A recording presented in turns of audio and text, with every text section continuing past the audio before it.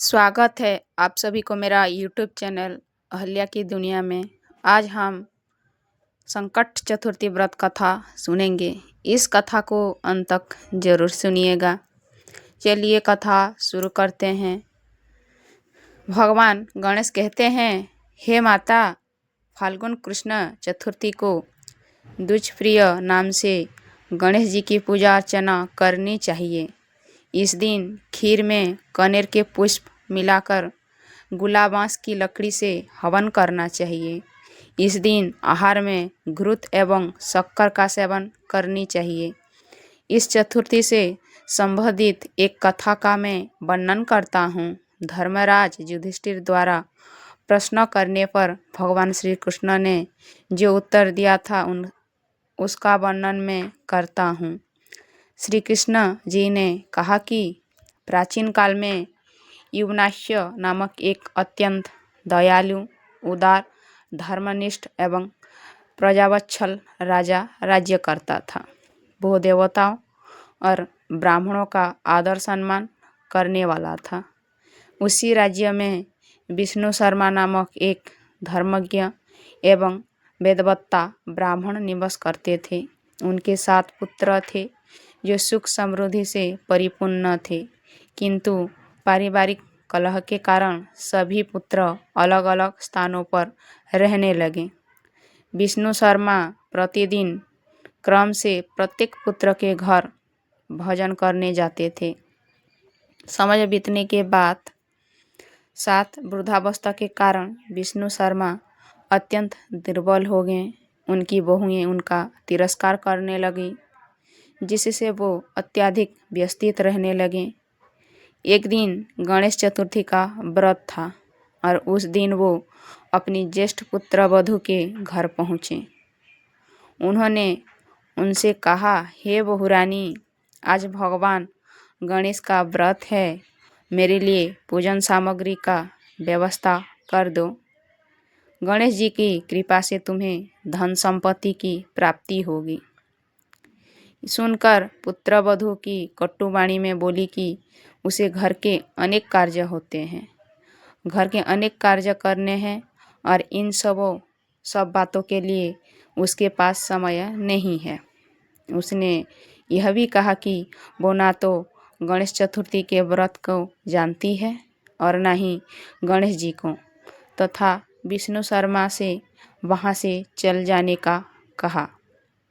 इस प्रकार अपमानित होकर विष्णु शर्मा अपनी अन्य 6 बहुओं के घर गए, किंतु सभी ने उनका तिरस्कार किया। अंत में वो अपनी सबसे छोटी बहू के घर पहुँचे।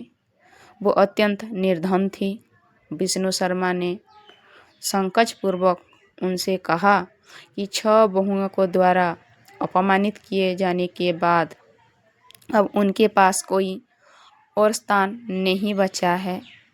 साथ ही यह भी कहा कि उसके यहाँ पूजन सामग्री की व्यवस्था संभव नहीं है और वो वृद्धावस्था में यह व्रत कैसे कर पाएंगे। अपने ससुर की पीड़ा सुनकर छोटी बहू ने स्नेहपूर्वक कहा कि उन्हें चिंता करने की कोई आवश्यकता नहीं है, वो उनके साथ मिलकर संकटनाशन गणेश व्रत का पालन करेगी और भगवान गणेश अवश्य कष्टों का निवारण करेंगे। यह कहकर वो भिक्षा मांगने गई और पूजन की सामग्री एकत्र कर लाई। उसने स्वयं और ससुर के लिए लड्डू बनाए तथा धूप, दीप, नैवेद्य, अक्षत, तांबूल, पुष्प और फल आदि से विधिपूर्वक पूजन किया। पूजन के पश्चात घर में भोजन का अभाव होने पर भी उसने अपने ससुर को भोजन कराया और स्वयं उपवास किया। रात्रि के समय विष्णु शर्मा को उदर पीड़ा और अपच हो गया, जिससे वो अशुद्ध हो गए। छोटी बहू ने उनके चरण धोकर उन्हें शुद्ध किया और व्यस्तित होकर विलाप करने लगी कि उसके कारण ससुर को यह कष्ट सहना पड़ा। सहायता के लिए कोई उपाय न सूझने पर वो रात्रि भर जागरण करती रही। प्रातःकाल जब छठी बहू जागी तो उसने देखा कि उसका पूरा घर हीरे, मोती, मूंगे और माणियों से जैसे बहुमूल्य रत्नों से भरा हुआ है। उन रत्नों के प्रकाश से पूरा घर जगमगा रहा था। इधर विष्णु शर्मा की उधर पीड़ा भी पूर्णतः शांत हो चुकी थी। आश्चर्यचकित होकर छोटी बहू ने पूछा कि ये अपार धन घर में कहाँ से आया और कहीं ये कोई षड्यंत्र या स्वप्न तो नहीं है। तब विष्णु शर्मा ने कहा कि यह सब उसके भक्तिपूर्वक किए गए गणेश व्रत का फल है। भगवान गणेश उसके व्रत से प्रसन्न होकर उस पर कृपा कर गए। छोटी बहू ने विनम्रतापूर्वक कहा कि ये सब ससुर की श्रद्धा और मार्गदर्शन की परिणाम है, जिससे उसकी दरिद्रता का अंत हुआ।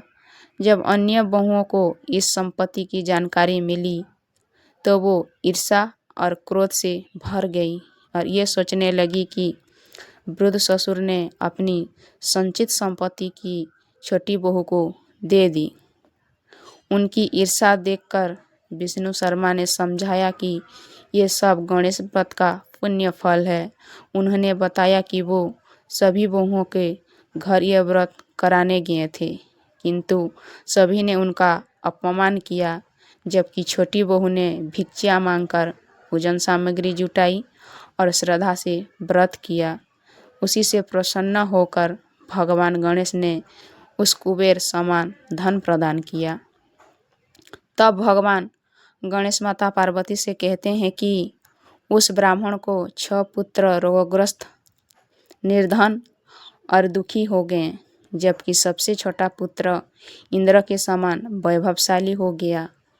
बाद में जब सभी भाइयों ने फाल्गुन कृष्ण गणेश चतुर्थी का व्रत किया तो व्रत के प्रभाव से वो सभी धनवान बन गए। इसी प्रकार जो भी भक्त श्रद्धापूर्वक इस व्रत का पालन करता है, उसके जीवन में सुख समृद्धि का आगमन अवश्य होता है। आपको इस कथा कैसा लगा कमेंट में ज़रूर बताना, और पहली बार चैनल पर आए हैं तो चैनल को प्लीज़ सब्सक्राइब कर दीजिए और लाइक कर दीजिए। राधे राधे।